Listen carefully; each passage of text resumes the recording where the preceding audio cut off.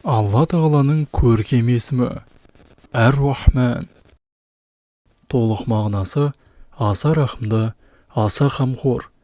Оның рахымы дүниеде өзі жаратқан бүкіл әлемдерді, күллі жаратылысты, мұсылмандарды да, кәпірлерді де қамтиды. Зікір етудің пайдасы бұл дүниеде де және ақыретте де Алланың сүйіспеншілігіне қол жеткізу. Алла Тағаланың көркем есімін бізбен бірге қайталаңыз. Әр-Рахман, Әр-Рахман, Әр-Рахман, Әр-Рахман, Әр-Рахман, Әр-Рахман, Әр-Рахман, Әр-Рахман, Әр-Рахман, Әр-Рахман, Әр-Рахман, Әр-Рахман, Әр-Рахман, Әр-Рахман.